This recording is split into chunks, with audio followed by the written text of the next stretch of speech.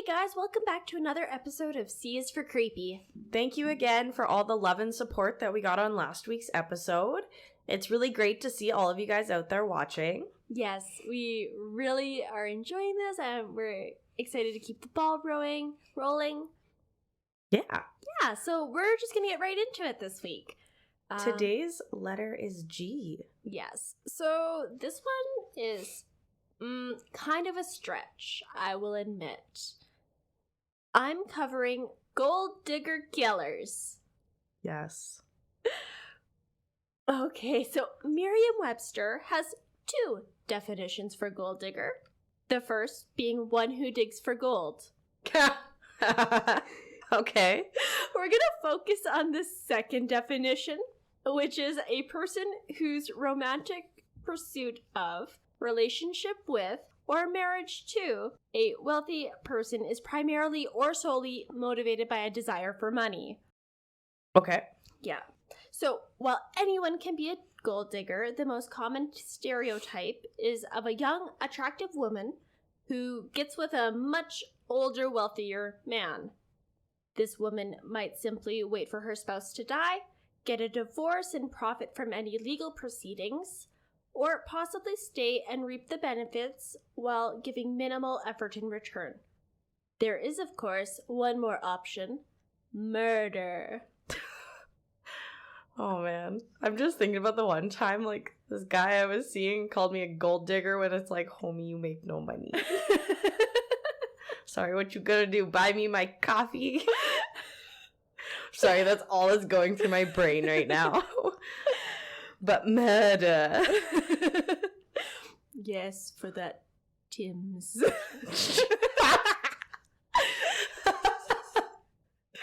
Oh my god. Yeah, no. If I was gold digging, it would not be for that Tim's. It would at least be for Starbucks. Yes, you know you gotta have standards. Some standards. Okay. Oh, I'm sorry. Continue. Okay, so generally, women who kill their spouses or relatives for financial profit are typically known as Black Widow killers. But I'm going to be covering that topic as its own episode eventually, so I'm not going to get too deep into those statistics at this time. So instead, I'm going to touch on personality traits of gold diggers. So from the site, flyingmonkeysdenied.com. Flying monkey. Okay. Yes. It is a support site for people who have dealt or lived with a narcissist. So I just really enjoyed the name and I had to leave it in there. I like it. Yes. They posit that a somatic narcissist, so that is basically someone who sees themselves as irresistible. Oh, the audacity. Yeah. Okay. Yeah. So they are the prime candidates to be gold diggers. With these status-seeking individuals, It's Timmy's? It's all about what you can do for them. Okay. Bring me that coffee. Oh Give me my God. double-doubles. That 215 double-double. Whew, girl, you splurging. It's all about the brand. So. Fuck. What you can do for me. Oh yeah, I went there. It's gonna be one of those nights, huh? So they feel like they're... I'm so sorry. Oh my god. I never thought I'd laugh so hard at that comment made against me in my entire life. I love it. I love it. Okay, so they feel like they are entitled to the material rewards without having to work for them. They can be extremely jealous of other relationships that could threaten the gold digger and her Mark's relationship because, like, they want it all for themselves. They don't want to share. They don't want people to push them away from them and their financial gain. So things like children are just... Okay. Yeah.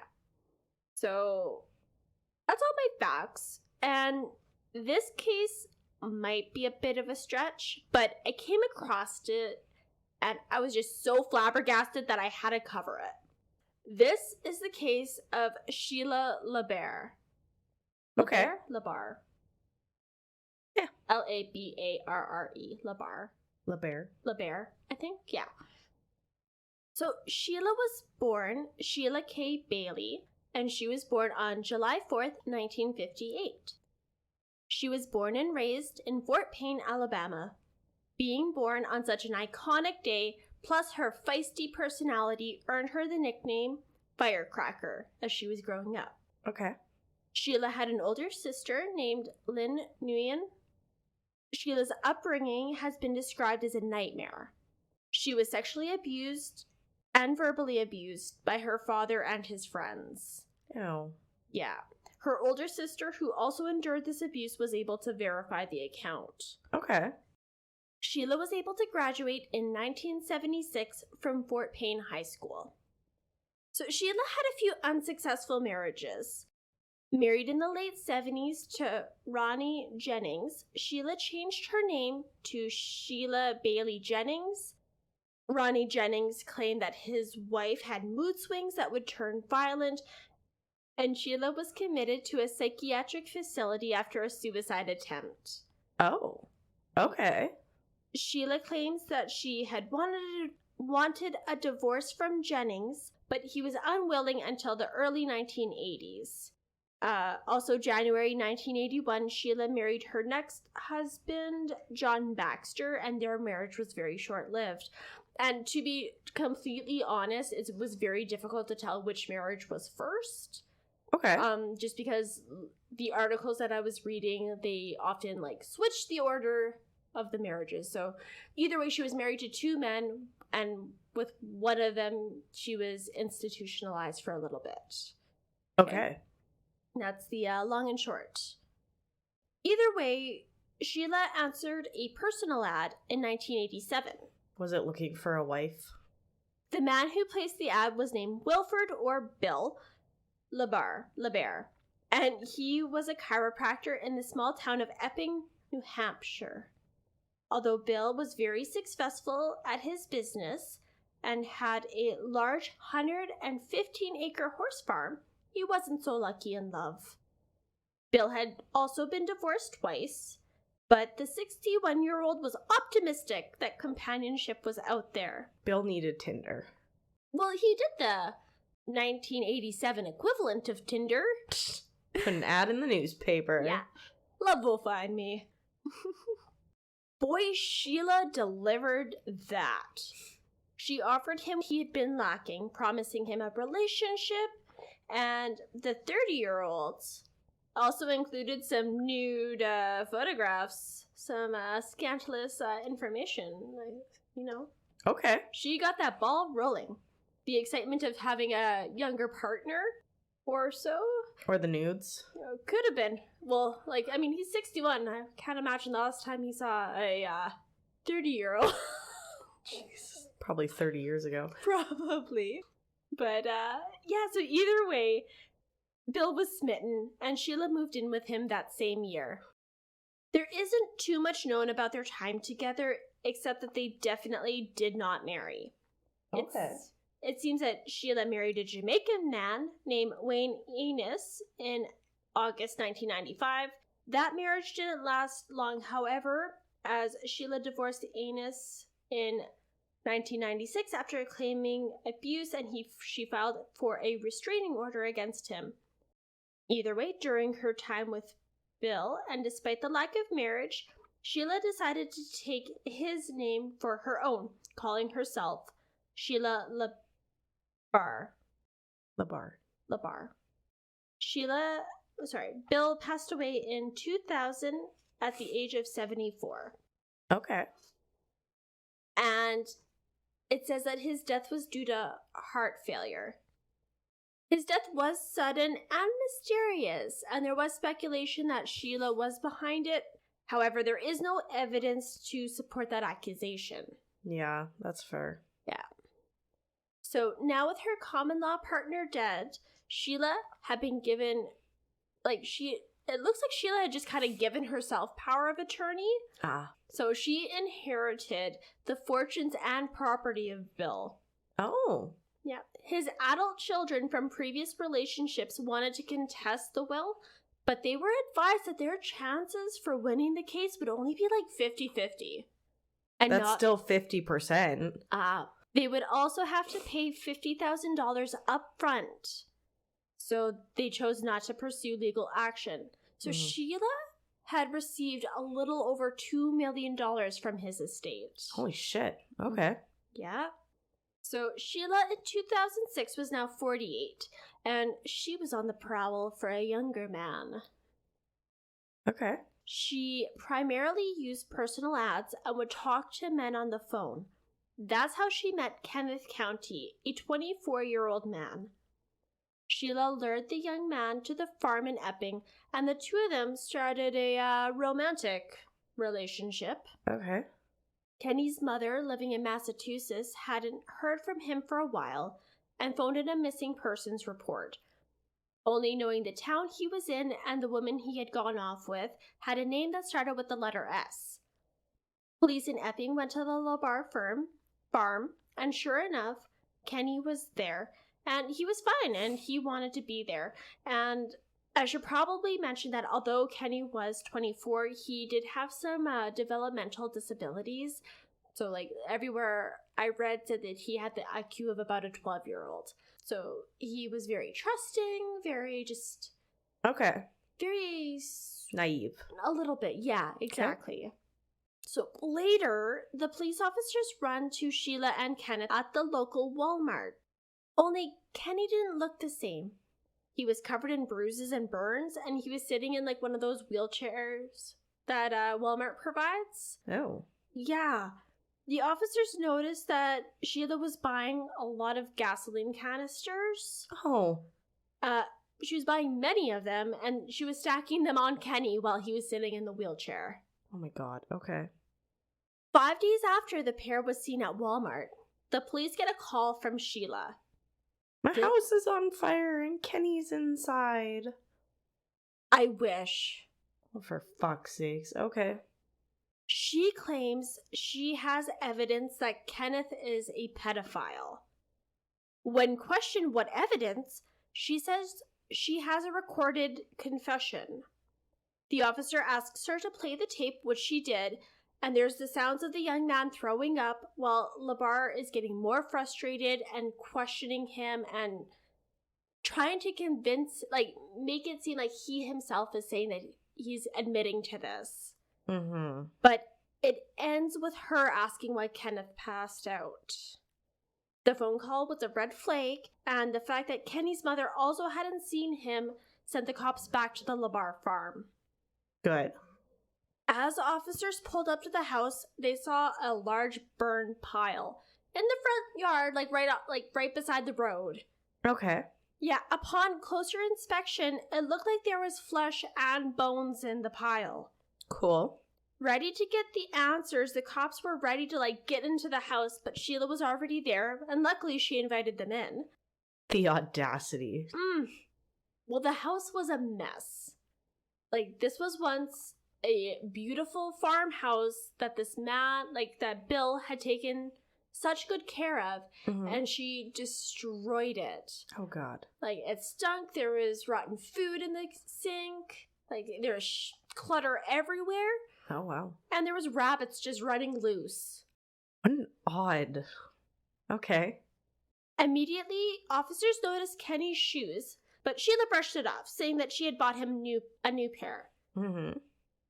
So they get to the basement and they notice his new shoes, the shoes that she said that she bought for him. So when questioned, okay, well, his old shoes are there and his new shoes are there. What shoes is he wearing? Where is he? Yeah. That's when Sheila asked the police to leave, and because they didn't have a warrant, they couldn't keep searching. And I double-checked this because I feel seeing bones should be probable cause, and they should be able to, do a full search. But it's a farm country. Yeah. Or a farm town. I don't know. I just think that... I agree, don't get me wrong, but, No, I get what you're saying. It just blew my mind, You could burn a body in your front yard, and you would still need a warrant to investigate. Yeah. That really just blew my mind when I was looking that up. Fair. So the next day, they did go back with their search warrant. The officers noticed that Sheila was covered in ashes and the burn pile had been cleaned up. So the search commenced. The once beautiful farm was now a madhouse. There was hundreds of rabbits running around everywhere. The fuck? Okay. There was, like I had mentioned, there was rotten food in the sink. Like, in one of the interviews, the officer made a comment, there was no seat on the toilet. Oh, Jesus. So, it was chaotic, to say the least. Worst of all, there was what appeared to be human blood splattered in multiple rooms. Okay. When they flushed her septic system, they noticed something else interesting. A birth certificate of Michael Deloge, as well as a bullet casing and bone fragments. Michael Deloge hadn't been reported missing, but he was living at a homeless shelter. They theorized that LaBarre had offered Michael work on the farm and a place to stay, which is how he ended up there. Eyewitness accounts started coming forward, with someone claiming to have seen Michael running down the long road in the middle of winter bleeding. When asked what happened, Michael had just responded, Sheila, and he just kept running. So while this extensive search was going on, Sheila skipped town. Not surprising. She dyed her hair bright red, took out thousands of dollars, and packed up all of her bunnies. All hundreds of them. Well, I don't know if it was literally hundreds, but there was a lot of bunnies just running around everywhere. Oh, okay. While she was gone, DNA results come back with a match for Kenneth. So a murder charge is finally laid against her. Okay. While on the lam, LaBarre ends up in Massachusetts and realized toting all of these bunnies around wasn't the most practical decision. She stopped at a pet store where she asked many people to watch her bunnies for her for a few days. Do you imagine that? Could you imagine going to a pet store and some lady's just there with 50 bunnies being like, can you watch them for a few days? I just need someone to watch my bunnies, please. Right? Jeez. Eventually, someone agrees and offers her to come over for dinner. So I'll watch your bunnies and why don't you come over? While she was with the family, the 11 o'clock news comes on, sharing the story of everything that was going on in Epping. Yeah. So with her cover blown, Sheila was quickly arrested. More DNA results came back, tying Michael Deloge's blood to her, to the crime scene as well. But then a twist happened. Sheila admits to killing both men.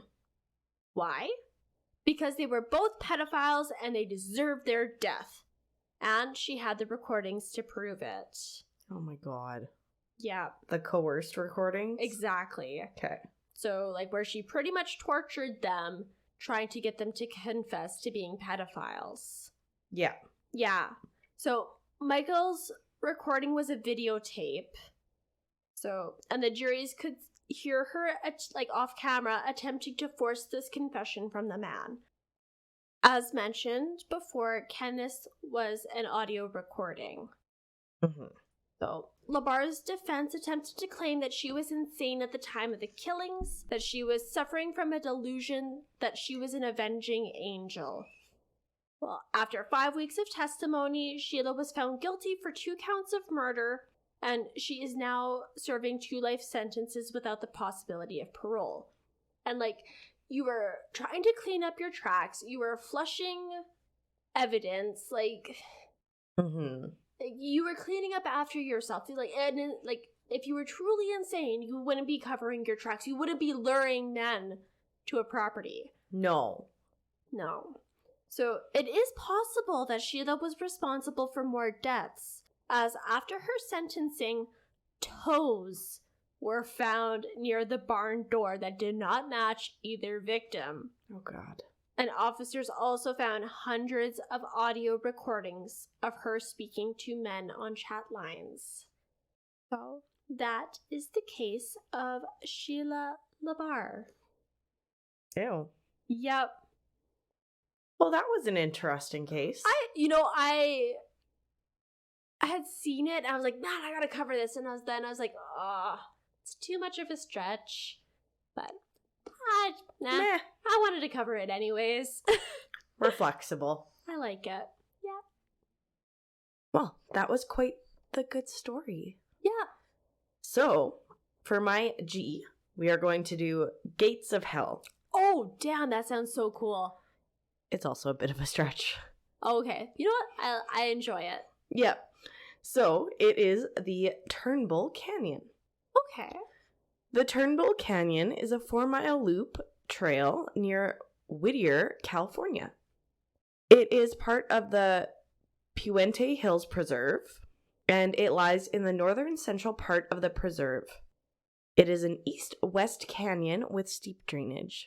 The canyon has a creek at the bottom that supports a narrow strip of riparian woodlands dominated by sycamore trees, while the slopes are covered in coastal sage and native and non-native grasses. Okay.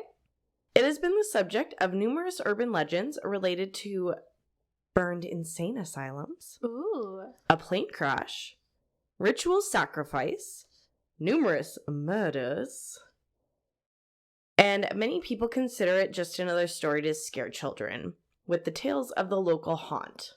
In many cases, the legends can be easily dismissed, but it is doubtful that there is a doorway to hell or that children were sacrificed here. But some legends are more in line with history. Okay.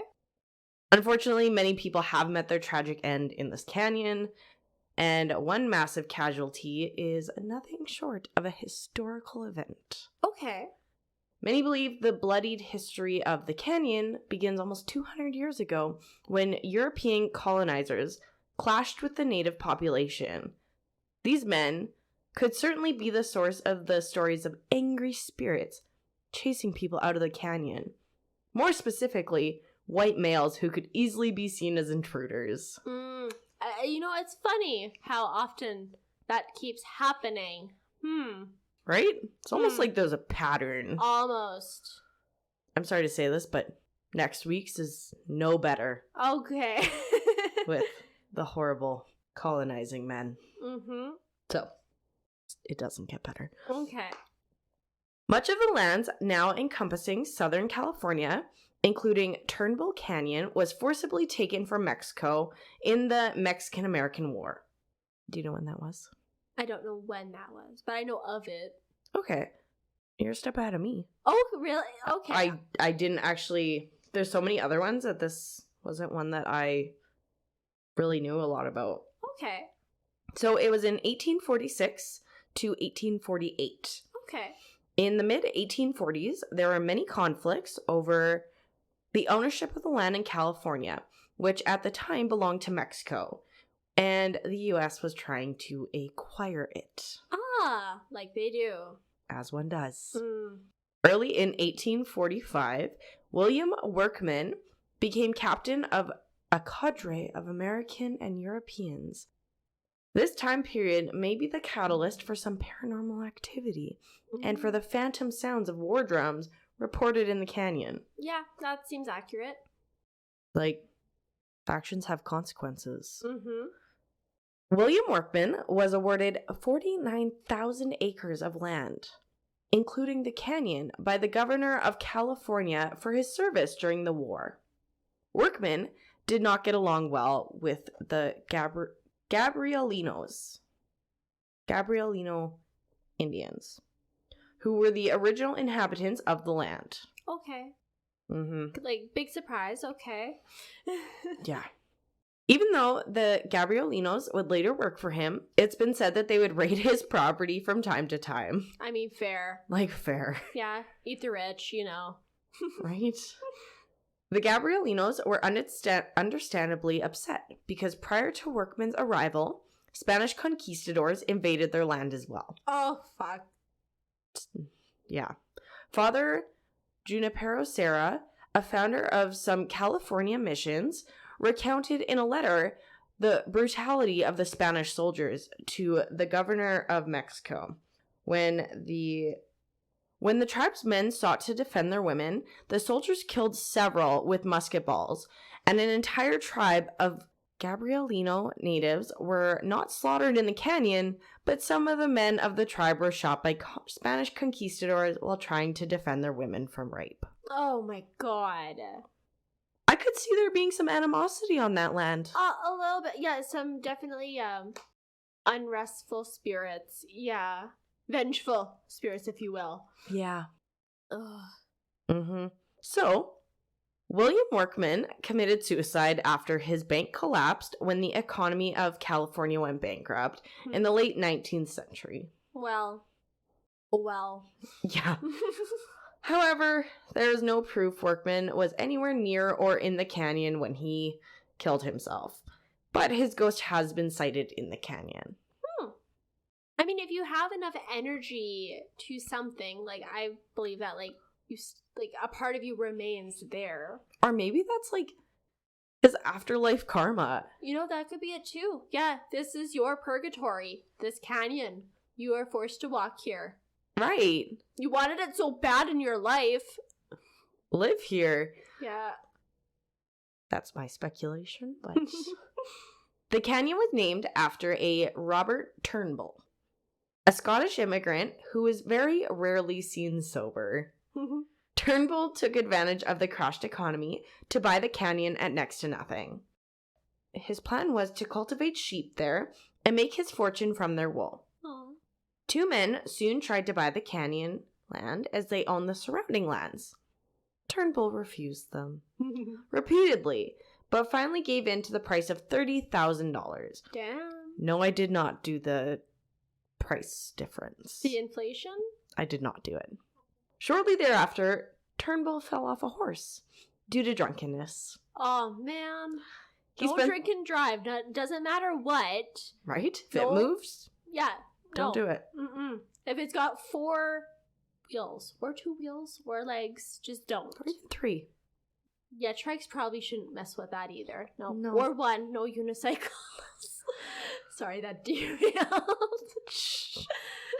Oh. So he then spent the night in jail. The next morning, he returned home, bruised and beaten, but could not recall what happened to him. The beating would lead to a brain aneurysm, which would lead to him falling off a bridge to his death in what was now called the LA River. Wow. Yeah. So, to end the increasingly convoluted story, the men took pity on Turnbull and named the canyon after him. I mean, I guess. Turnbull's death was ruled a homicide, and the murder goes unsolved. Really? Well, yeah. Somebody beat him to a pulp while he was drunk. Or maybe it was the horse. I'm just gonna throw that out there. You know what? I didn't even think about that. Maybe. That's why we don't drink and drive, people. The horse did it. Right? So now we get into some of the deeper stories. The first one is Flight 416. Okay. On April 18th of 1952, the Flight 416 was destined to Los Angeles International Airport. The last contact with the plane was at 3:33 a.m. and indicated it was over the city of La Habra on approach. Despite repeated attempts, no further contact was made and the plane never landed. Allegedly, the captain of the plane was flying 10 feet below the recommended flight level, probably due to the heavy fog in the area. One wing connected with the canyon wall, sending the plane spinning, it out of control, and smashing into the ground. Oh my gosh. The plane exploded immediately. Oh no. Yeah. Then, at around 10 a.m. the same morning, a rancher named Hayden Jones was driving around his Whittier Heights ranch when he saw smoke rising from the hills. Concerned, he climbed up a hill to find flames and pieces of steel smashed into a hillside of the canyon. Nearby residents awoke to the sound of the plane crashing. According to police reports, some thought a bomb had exploded. Oh, Yeah, I bet. Like, I mean, not a bomb, but there was an explosion. Right. Suspected it was a plane were unsure because it seemed so unlikely that a plane would crash into the canyon. Well, I mean, like, to be fair, I totally understand why they'd be skeptical. I mean, a mountain would be understandable for a plane to crash into, but canyons go low. Like, you gotta be flying pretty low to fuck up that bad. Yeah. Even with fog, I don't know. Yeah, like, fog, oh, that's wild. Yeah. So, as authorities cleaned up after the crash, they found it difficult to know how many passengers had been on board. Had it not been for a document that had all of the boarding passes recorded, they may have never known because some passengers had disintegrated in the flames. Oh my. Wow, that is a hot fire. Yeah. There's a total of 29 people on board Flight 416. Oh, man.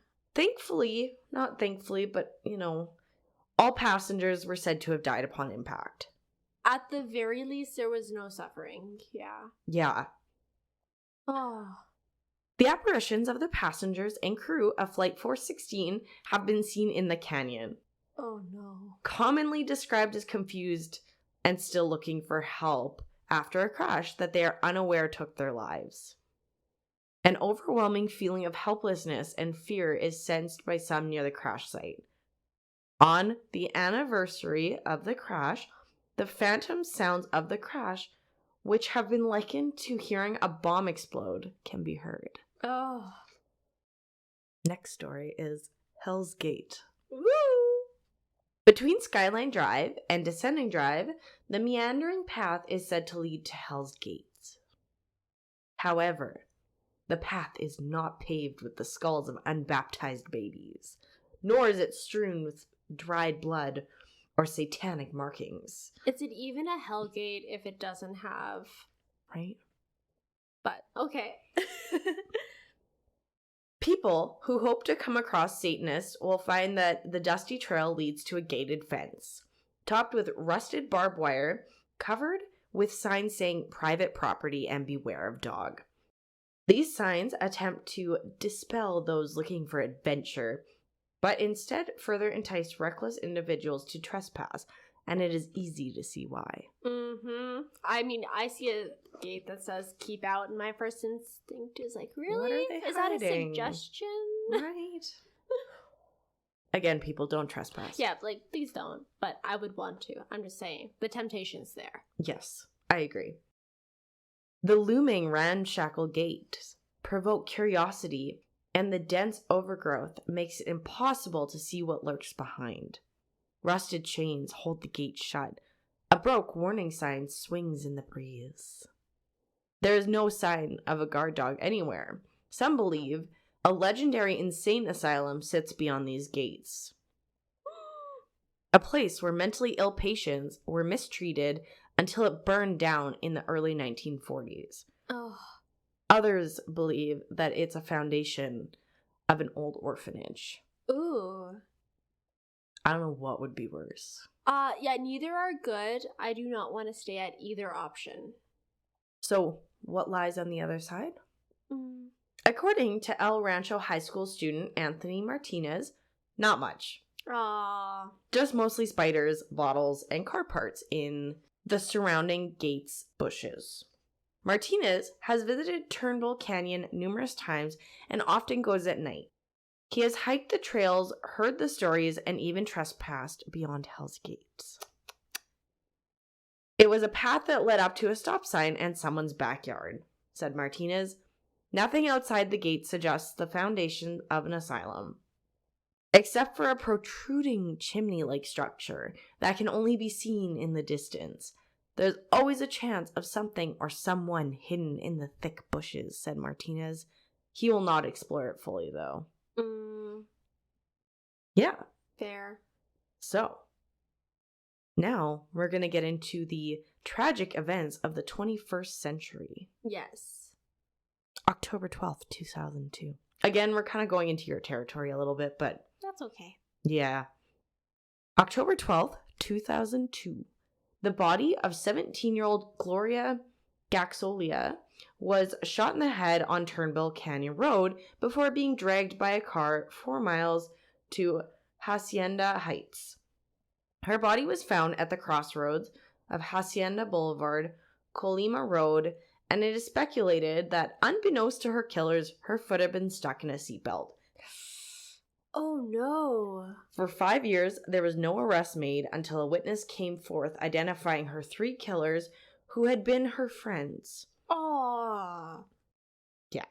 All 3 were sentenced to life in prison. The killers were afraid Gaxiola would testify against them for a robbery they had committed and decided to kill her, as she was a witness to their crime. Wow, that is freaking rude. Right? Like, if she can witness your crime... But what possessed you to think that she was going to turn on you? Exactly. Like, I'm sorry, if I were going to commit a crime with one of my friends, you're obviously going to be ride or die or you wouldn't be there. Right. Wow. Not that, Well. So, on August 4th of 2009, Christine Martinez was stabbed and slashed with needles before being left to die in the canyon. This brave young lady survived and sought help. She was able to identify her attackers and testified so they could all be incarcerated. Good. Good for you. Right? And then on March 3rd, 2011, an unidentified woman's body was found hidden in one of Turnbull Canyon's ravines. Parts of her body were missing. According to the Whittier Daily News, she was found 10 feet deep in an embankment, with her left arm missing and her body heavily decomposed. Her identity has never been discovered. Aww. That's too bad. Yeah. So, some other paranormal activity and urban legends that come from this canyon. Turnbull Canyon are filled with frightening sights of the ghosts that have been murdered or died in the canyon. There has been speculation of sacrificed children, rumors of KKK members meeting in secret, stories of witches and Satanists performing rituals, and even human sacrifices are common tales that warn folks against entering the canyon. The most benign reports is of hikers hearing phantom footsteps as they walk the canyon trails. Like echoes? No, like hearing someone walking behind you. Oh. Ew, yeah, that would freak me out. Yeah. It is said that Native Americans avoid Turnbull Canyon. It is known to them as... Why did I not put a pronunciation guide? I apologize here. Hataknuk? The Dark Place. Yes. There are all kinds of rumors and speculations about the Gabrielino Tongva tribe and their avoidance of the canyon. These include warnings of witches and ghosts that reside there. There are persistent stories of cultists wearing black robes being responsible for kidnapping children from orphanages. One story tells of a local man coming upon a cloaked group of young boys suspended upside down on a cross. Oh. Ghosts of the murdered children have been seen in the canyon at all hours of the day and night. You expect ghosts at nighttime, but a daytime ghost? You definitely don't expect it. Oh, that's disgusting. Like, you've got your hours. Keep to those hours. Don't work overtime. Right? Ugh. Have some downtime. Right. Like, you need you time. Right? Yeah. Some visitors report seeing bodies hanging from what has been dubbed the hanging tree. Oh. The body of a man is seen one moment, and then the next it's gone. I hate how they have a tree named the hanging tree. That's how often this is seen. Honestly, yes, but when I actually Googled it to look into it, there wasn't a whole lot on it. Okay. If that makes any sense. Okay. So it might have just been one person's account.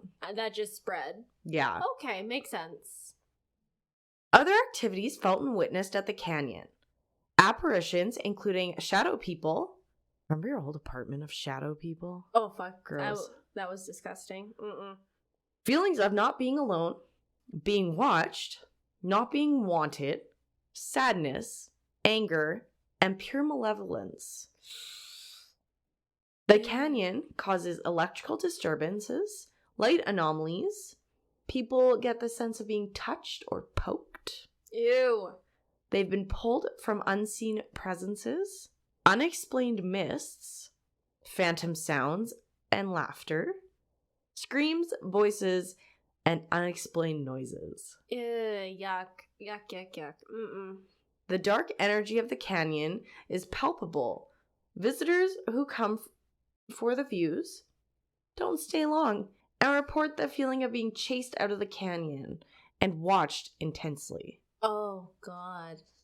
Could you imagine if, like, you didn't know that this was a haunted place? Like, you had no idea that there was hauntings here. You're like, I'm just gonna come for the view. I've heard it's beautiful. You get there and someone's watching me. Right? There's screams. And I got poked. How about these children playing? Like, could you imagine thinking it's just a wholesome day and a bunch of kids are playing in the valley and, like... Then the hanging tree appears. Right. No. Hard pass. Mm-mm. So, some of my references for this is the QuakerCampus.org, good old Wikipedia, OurParanormalWorld.com, Nice. UsGhostAdventures.com, and ParanormalLoveToKnow.com. Nice. Yeah, so that's the story of the Hell's Gate at Turnbull Canyon. That is awesome. Like I said, small stretch, but... That works. I like it. You will see as we get further down the alphabet, there's going to be a few stretches. Like, let's be honest here with paranormal aside, they're all stretches. Either way, it's our theme and we're sticking with it. Yeah. You just got to bear with us. We'll justify it somehow.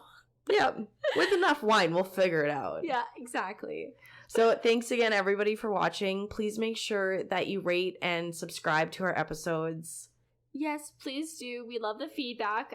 If you have any suggestions or comments, email us at c4creepy@gmail.com. And I should specify that's CFOR creepy.